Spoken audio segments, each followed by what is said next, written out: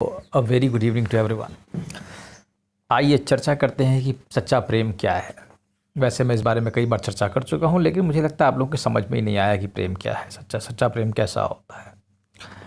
सच्चा प्रेम में आत्मा की अनुभूति है, तुम समझ ही नहीं पा रहे हो, तुम फिर उसे शरीर में ले लेते हो बार बार। पहली बात तो ये है, वो आत्मा की अनुभूति कराएगा तुमको। जो आनंद देता है वो इसीलिए देता है क्योंकि वो आत्मा का स्वरूप है। प्रेम आत्मा के निकटस्थ है, परमेश्वर के निकटस्थ है, इसीलिए प्रेम हमेशा आनंद देता है। क्योंकि परमेश्वर भी सच्चिदानंद है और उसे अगर तुम प्रेम दोगे तो वही तुम्हें आनंद की प्राप्ति होगी। इसीलिए प्रेम आनंद का स्वरूप होने के कारण आत्मा की अनुभूति कराने वाला है। समझे? इसीलिए प्रेम का इतना मैं महत्व दे रहा हूँ और बार बार प्रेम प्रेम कर रहा हूँ, क्योंकि प्रेम से ही परमेश्वर को पाया जा सकता है और दूसरा कोई तरीका नहीं है। प्रेम और है वो फेथ, आस्था, यही तो दो सब जड़ है सब चीज़ों की, और कुछ है ही नहीं। अगर फेथ है और प्रेम है तो आनंद है। और मैं तुम्हें कहता हूँ अगर प्रेम होगा तो फेथ अपने आप ही पैदा हो जाएगा। ठीक है? फेथ से प्रेम नहीं पैदा होगा, लेकिन प्रेम से फेथ पैदा हो जाएगा। समझने की कोशिश करना। अगर तुम किसी चीज़ से प्रेम रखते हो तो उस पर अपने आप ही तुम्हारी आस्था हो जाएगी। लेकिन आस्था से तुम प्रेम विकसित कर सकते हो। हाँ, वैसे ऐसा हो सकता है, ऐसा कोई ख़ास बात नहीं है। आस्था से भी प्रेम विकसित हो सकता है, लेकिन समय लगेगा। मेरे ख्याल से आस्था और प्रेम दोनों साथ साथ चलने वाले हैं। ठीक है? तो इस तरीके से प्रेम जो है वो एक आत्मा का विषय है। समझे? ये शरीर का विषय नहीं होता है, ना ये माइंड का विषय है, ये भी ध्यान रखो। वो दिमाग का विषय भी नहीं है, क्योंकि तुम दिमाग लगा दोगे तो प्रेम नहीं कर पाओगे। प्रेम बिना दिमाग वाले ही करते हैं ज़्यादातर, क्योंकि प्रेम में दिमाग लगाना बेवकूफ़ी है। प्रेम में अगर दिमाग लगाओगे, दिमाग लगा के प्रेम किया, इससे प्रेम करने से मुझे कितना फ़ायदा होगा, इससे मुझे कितने पैसे मिलेंगे, या इससे मुझे कितना क्या होने, क्या इसके ऊपर मुझे पैसे तो नहीं खर्च करने पड़ेंगे। ऐसा प्रेम करने से अच्छा है जाकर के लेटरिन में टट्टी करो जाकर के, वो ज़्यादा बेहतर है। मैं तुमसे सच कहता हूँ, अगर तुम ऐसा दिमाग लगाते हो इससे, क्योंकि तुम्हारा प्रेम की वो किसी पॉटी से बढ़िया नहीं है फिर। ठीक है? अगर तुमने दिमाग लगा के प्रेम किया तो बहरहाल तुम अब ऐसा दिमाग मत लगाओ। इसीलिए मैं तुमसे कहता हूँ, अब तुम अनुभव करो कि तुम्हारा प्रेम तुम्हें कैसा महसूस कराएगा।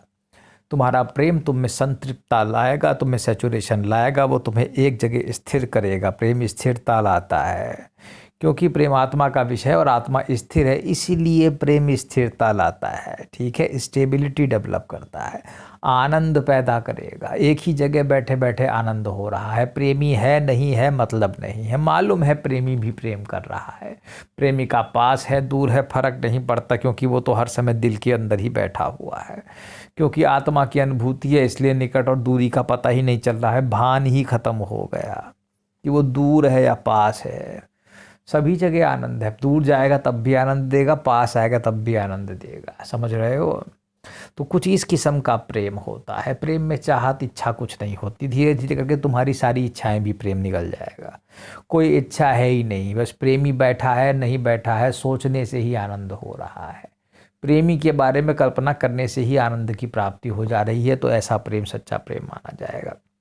आहा, सुन लिया कहीं दूर से कि भाई मेरे प्रेमी आ रहे हैं, तो ही शरीर के रोए रोए खड़े ना हो जाए तो तुम मुझसे कहना, फिर तो तुम समझ जाओ कि तुम कैसे प्रेम को जज कर सकते हो। तो इसके एक मन देखो, उसमें क्या है, आनंद की एक अवस्था पैदा करता है। आत्मा का विषय है। ठीक है? इसका उदाहरण देखो। अगर राधा रानी से श्री कृष्ण ने एक बार कह दिया कि मतलब मुझे थोड़ी कोई बात हो गई थी, तो श्री राधा रानी इतनी ज़्यादा दुखी हो गई, इतनी ज़्यादा परेशान हो गई कि उनका शरीर एकदम से सूख जाता है। प्रेमी से दूर और बिछो होने का सिर्फ एक विचार ही तुम्हें सुखा के रख देगा। सूख के ढेर हो जाओगे, तुरंत बेहोश हो जाओगे। समझ रहे हो? ऐसा होता है प्रेम। तो इतना विकराल प्रेम का स्वरूप है कि मैं तुम्हें क्या बताऊं।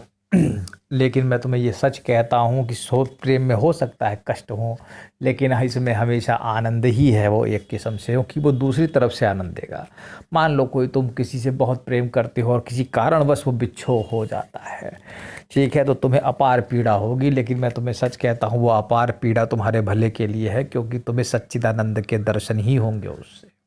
क्योंकि परमेश्वर बिना कष्ट के मिल ही नहीं रहा है। परमेश्वर की भी तो यही खासियत है। प्रेम करो और थोड़ा पहले कष्ट सहो, चाहे कोई हो, मीरा हो, चाहे कबीर हो। आज तो कबीरदास जी की जयंती भी है, ठीक है। तो इस चीज़ को ध्यान रखो, सब जगह कष्ट हैं, प्रेम में कष्ट भोगने पड़ते हैं। सच्चे प्रेम में, सच्चा प्रेम कोई सीधी रस्सी जैसा नहीं होता कि तुम बस उसमें चलते चले जाओ। ये तो इमरती जैसा है कि इसमें तुम घूमते चले जाओगे।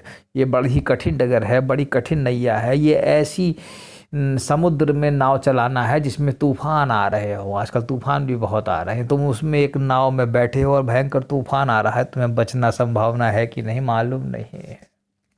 तो तुम डूब भी जाओगे तो भी बच जाओगे, तुम पार निकल जाओगे तब भी बच जाओगे, तुम अगर बीच में फंसे रह जाओगे तब भी बच जाओगे। बड़ा कमाल का है ये प्रेम, मैं तुमसे सच कहता हूँ। इसीलिए ध्यान रखो, सिर्फ प्रेम करो और सारी चिंताएं छोड़ दो। सच्चा प्रेम है तो कष्ट है, अगर आनंद हो रहा है तो कुछ भी नहीं है। यहाँ संसार में आनंद दे रहा है तो कुछ नहीं है। हो सकता है क्योंकि बिना कष्ट के तो प्रेम होता ही नहीं है, ठीक है। तो प्रेम को परखने का नतीजा ही यही है कि तुम्हें जब तक कष्ट ना हो, और एक कष्ट देगा फिर तुम्हें आनंद भी देगा, क्योंकि ये परमेश्वर तक तुम्हें पहुंचाएगा। यही तो मार्ग है। परमेश्वर ने प्रेम ऐसे ही थोड़ी ना बना रखा है कि जाओ और बस साथ में बस सो जाओ। ये भगवान वाला ये वाला प्रेम नहीं है। उसमें तो बड़े सारी केमिस्ट्री, फिजिक्स, मैथमेटिक्स, बायोलॉजी, बहुत कुछ लग जाता है उसमें, ठीक है। तो ज़रा सावधानी से करना, जब तक तुम्हें कष्ट ना दे तब तक सच्चिदानंद ना मिलने वाले, ये तय बात है, ठीक है। चलो, धन्यवाद।